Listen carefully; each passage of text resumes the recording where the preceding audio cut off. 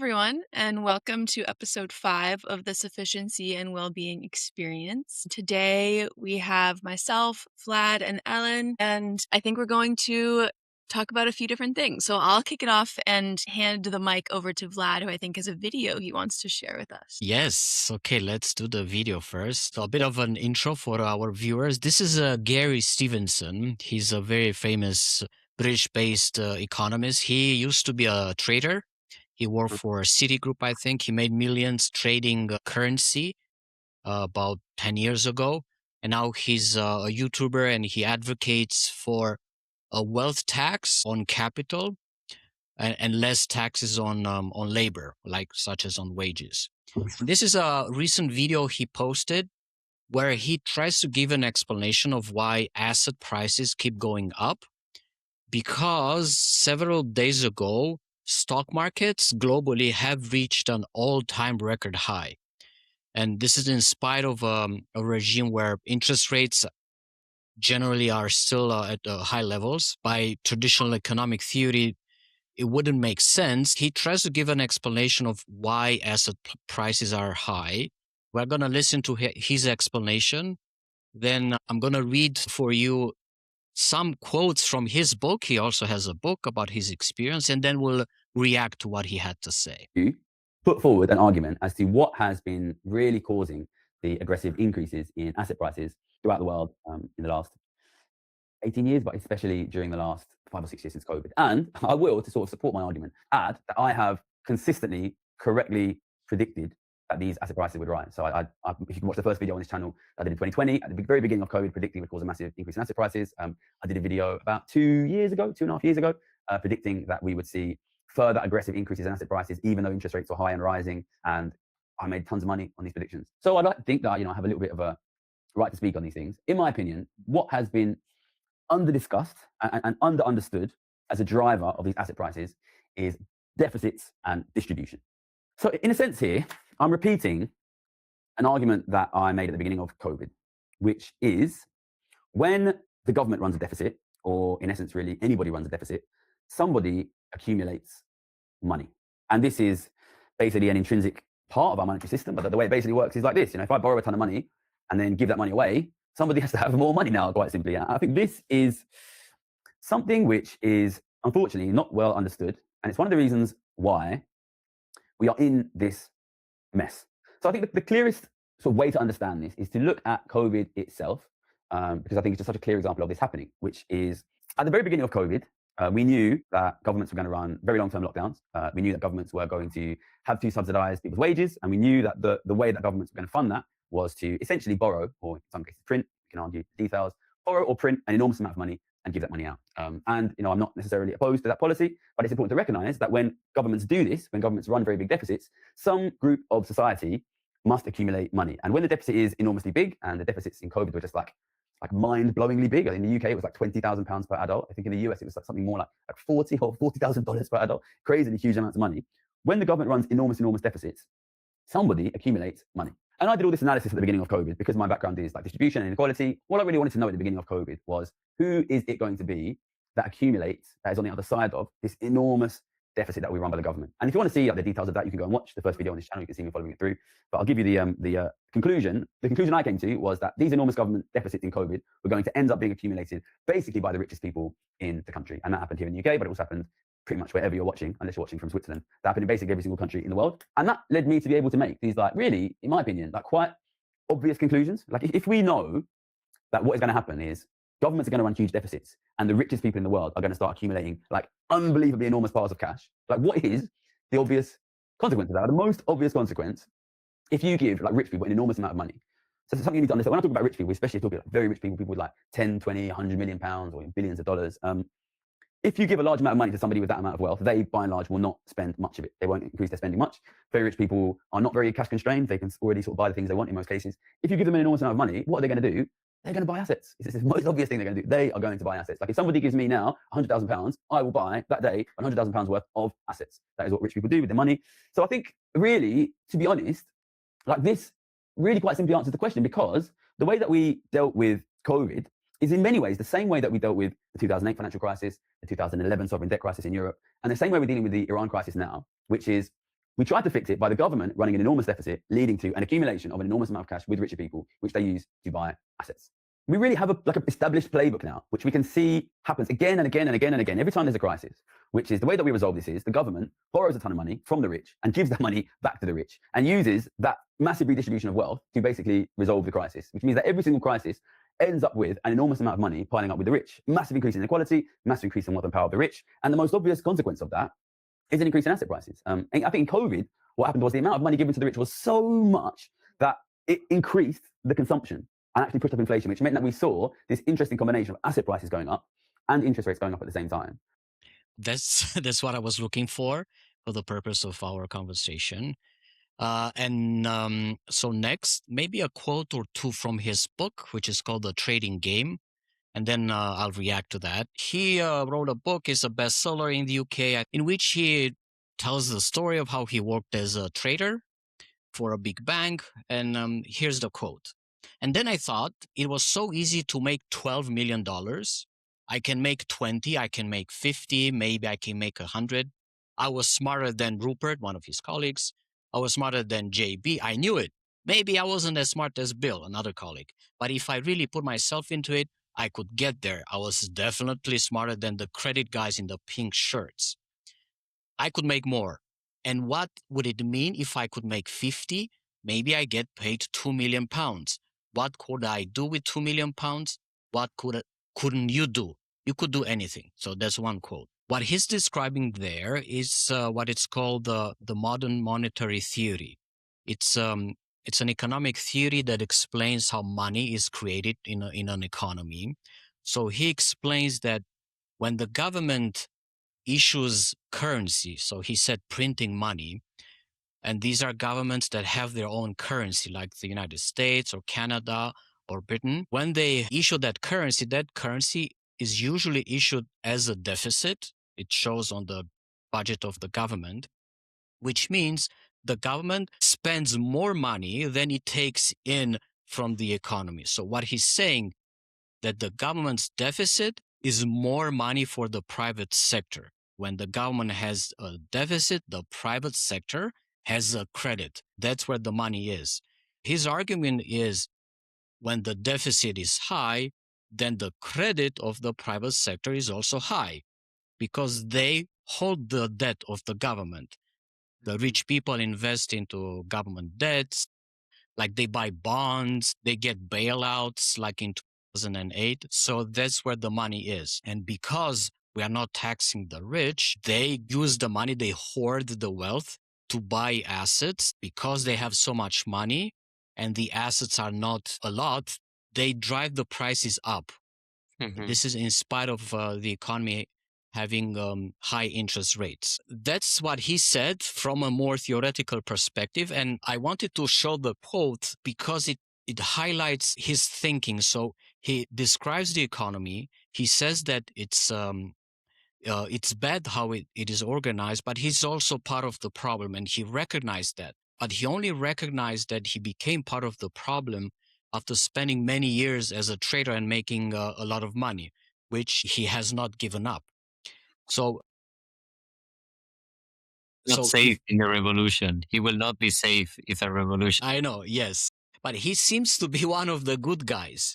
Yeah. So if I'm taking, like, let's say a sufficiency and a degrowth angle to the problem, I would say that his intentions seem to be good. Like, yes, we have to tax the rich, but he doesn't go far enough because the system is still being kept in place, you know? Mhm.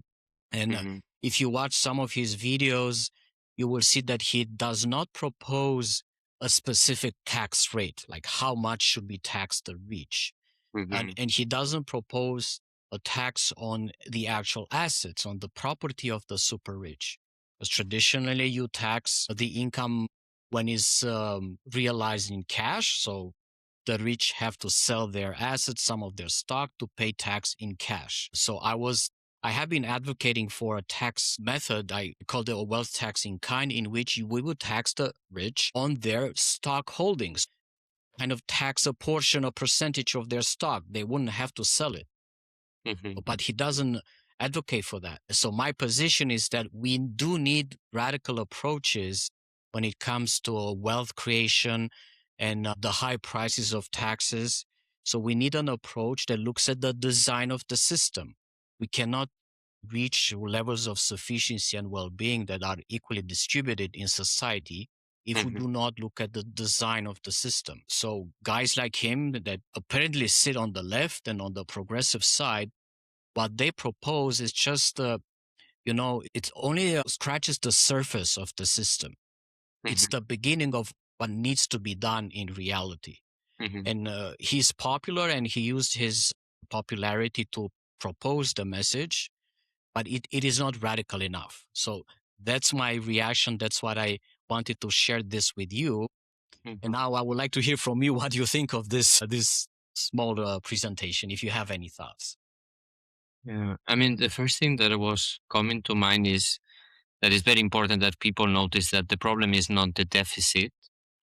The problem is where the deficit is spent on, right? Because what we see over and over, that if these deficits would have been used to create public wealth, to create, for example, public energy utilities, public housing, we will be in a very different situation, right?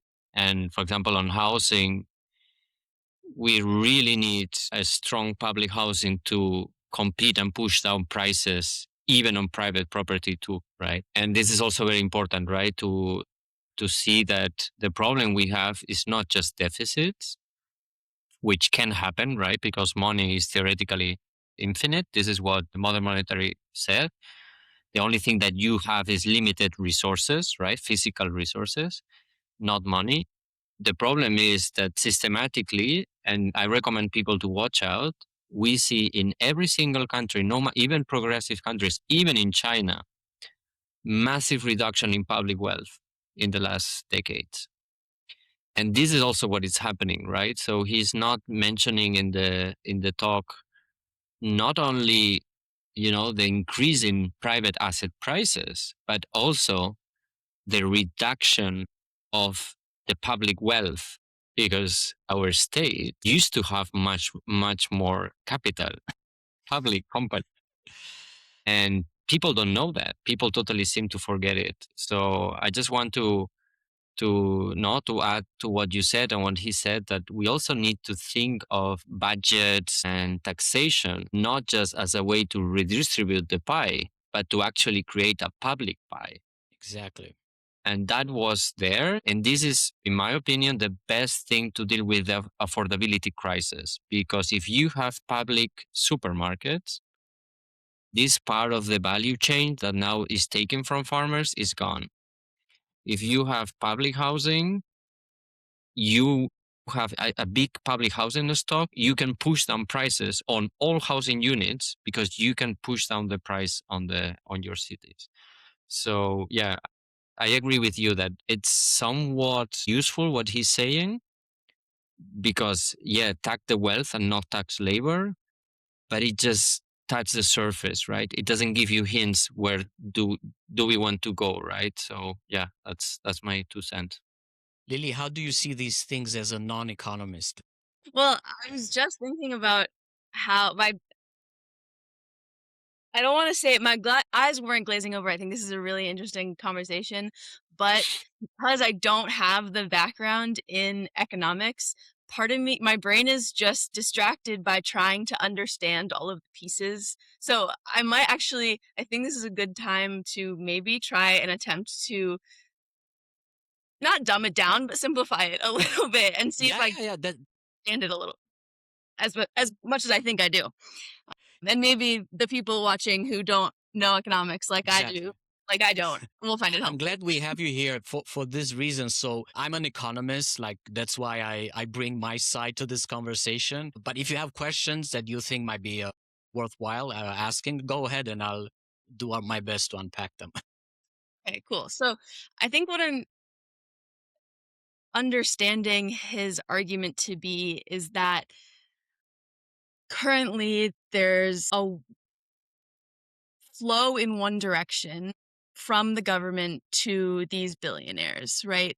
The government is creating or borrowing this wealth, this money, and by giving it to individuals in the population through stimulus checks or whatever, those people are spending it on the things they need, and that money is ending up in the hands of the billionaires that own all of the corporations that we're spending our money on, right? Like I go to Target to buy the things that I need, and Target is owned by this person who has millions and billions of dollars. And so the problem is that the money essentially is being transferred from the government to the billionaires via the population in how we spend our money. And so the fix to that potentially is to tax those billionaires so that the government gets that money back. So instead of a one direction pipeline, it's more of like a cycle, a cyclical, like the government creates the money, gives it to the population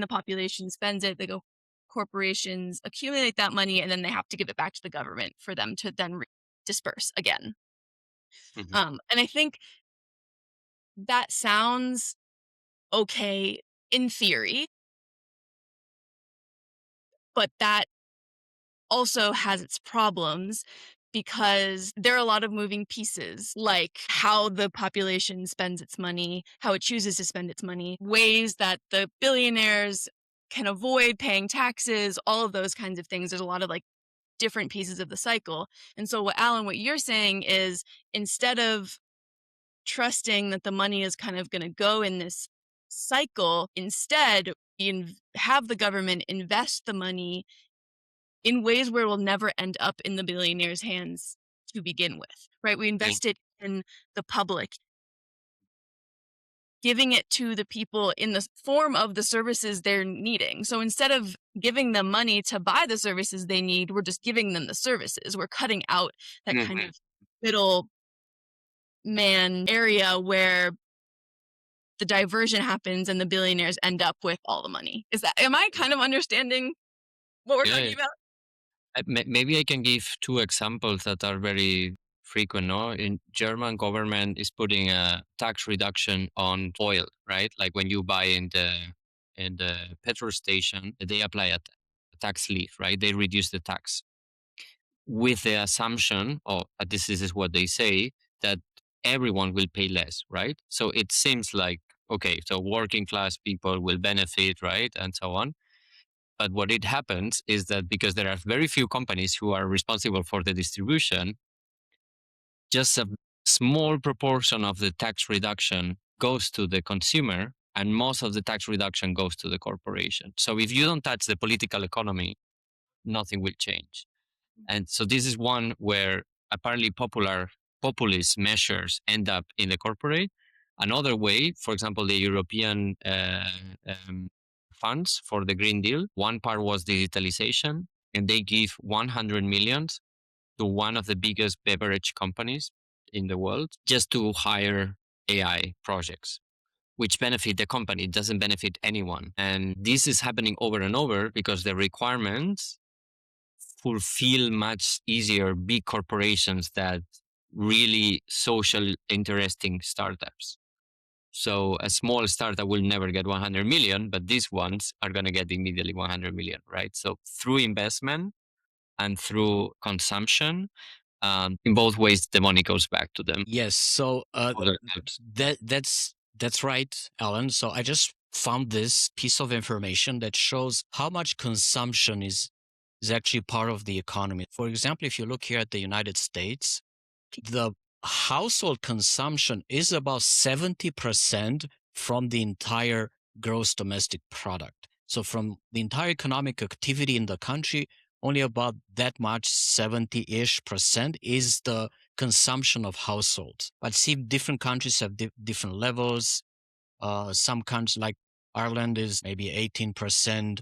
Some countries spend more than the economy, so that suggests that people borrow a lot. Really much varies by country. That means even if the government in our situation stimulates the economy like they did during COVID, or with tax breaks or with bailouts, not all of that will be reflected in the overall economy. In the case for the United States, only about 60% 60-70% is supposed to help the economy if it goes into the right place.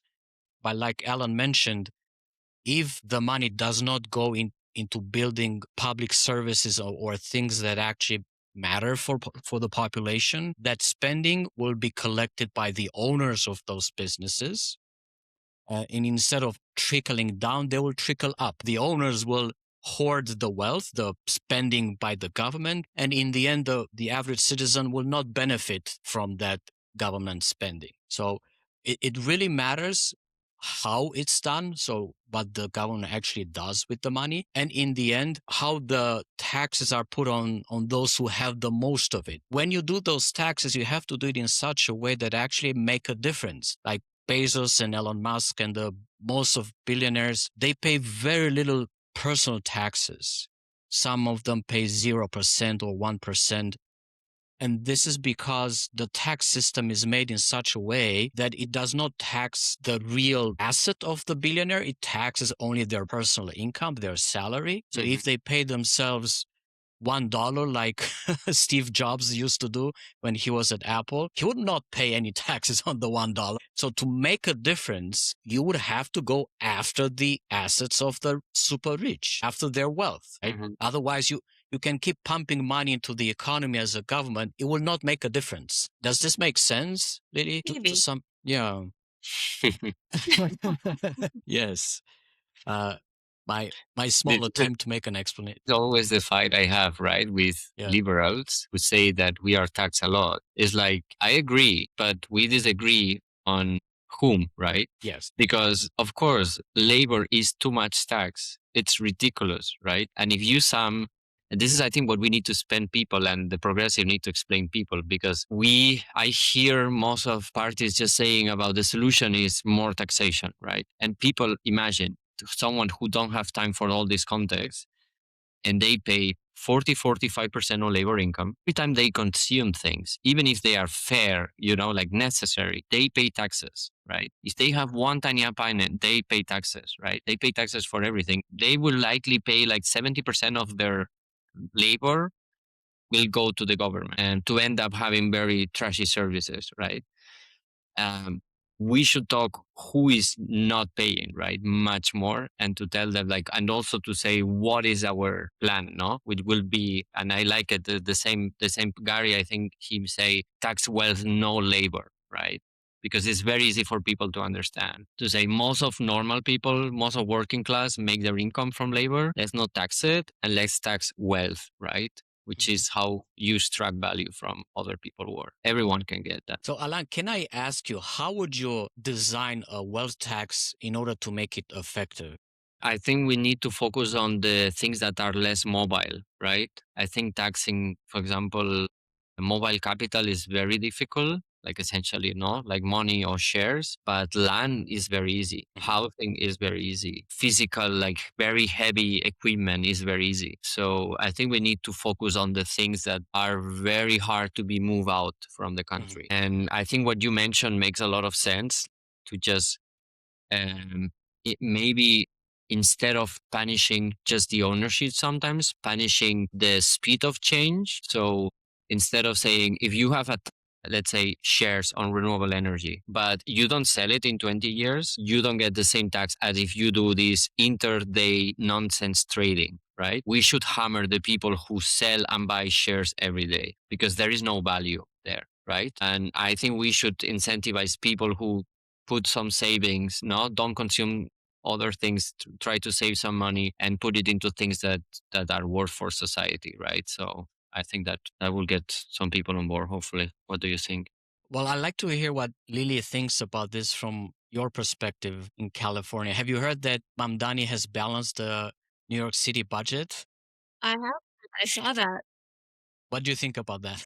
Well, I saw it in a headline, so I didn't actually read the article, so I have no idea if it's just like clickbait or real. I mean, it'd be great if it's real, but Well, it seems to be real. I just found a piece from MSN. It says Mamdani said his preliminary budget proposal released 12 weeks ago reflected the straightforward reality. New York City has reckoning with a historic budget gap. To tackle the $12 billion gap, he said he inherited. Mamdani sought more money from Albany. Okay. In the month that followed, we took aggressive steps to tackle the deficit. deficit, and it drove down to 5.4 billion, etc., etc. And today, like yesterday, I think it's down to zero. They received money, 4 billion aid from Albany. So Albany is the state capital, is it? Okay, for our viewers. And they have some money in savings. He didn't say anything about taxing the rich, which I'm surprised.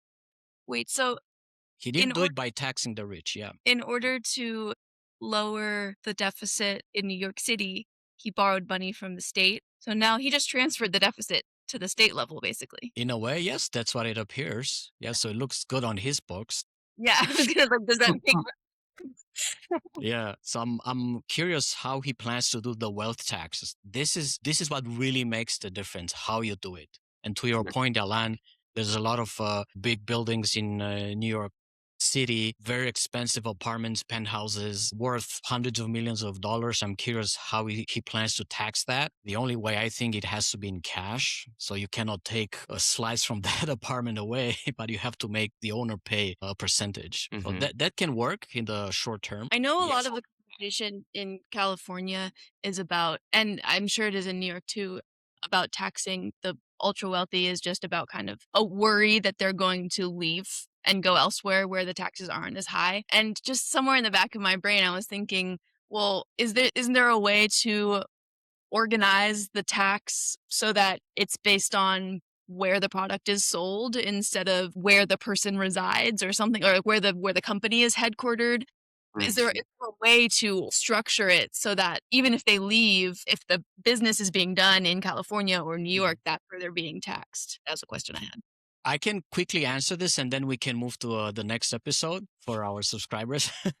So to answer your question, yes, there's a way. The US, as far as I know, taxes their citizens based on not on their location where they live, but just on being a citizen. So you can live anywhere in the world. You can still be taxed as a US citizen. So let's say a billionaire has more their wealth in intangible assets, so to speak, like not physical assets like real estate. Most of it is in stocks, bonds, financial assets. Very little is in cash. So that means they have ownership of shares in companies that can be anywhere in the world. So when they say they threat that they are going to leave the country, they can say what they actually mean is that I'm not going to invest or keep my cash in this country. I'm just going to invest elsewhere, or I will sell my shares in the national companies and buy shares in foreign companies. So in the end, that's what the threat is about. Yes, it can affect the economy if there's less money for investment in the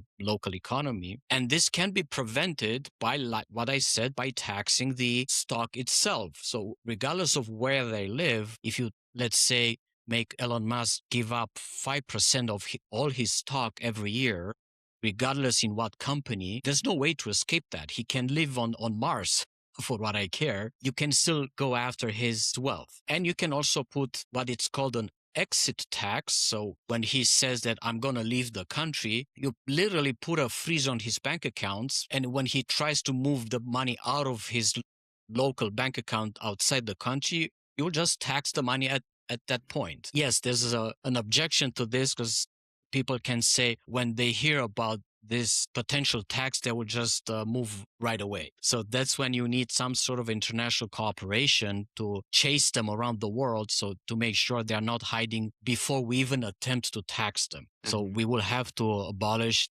fiscal paradises and all sorts of loopholes and evasion mechanisms to make sure none of the world billionaires and the super rich can evade taxation. Just one comment. I think I'm for example taking the example of Elon Musk. I'm not sure he would leave. We should not forget how tight these people and dependent are on the government. Yes. So I think we need to think that there are even classes, right? I think the very, very top. So the tech bros, I don't think they will leave the US, whatever you do, because they need the government to do the things they do, basically. And there are not many governments willing to not support their agenda, or they don't have this symbiotic relationship. But maybe there is this second layer, like millionaires of people who make a ton of money and they don't have yet the power to affect politics, these people can move, right? I'm just thinking about very, very wealthy YouTubers or influencers, that they move to Andorra, for example, which is a tax paradise. But as I said, every time they come, we need to find a way to just, because they need to come, right? Or where as you said, Lily, where the place is consumed, we said no, from YouTube, the revenue generated from views in our countries should be taxed, so the guy doesn't get away with it. It's about political will. I really think we could do it. That's a good place for us to stop for now and move to our paid version of our episode for our subscribers. So I guess we'll end with thanks for watching. We'll see you next time. And if you want to keep watching and hear us complain and rant, subscribe and pay a little bit more.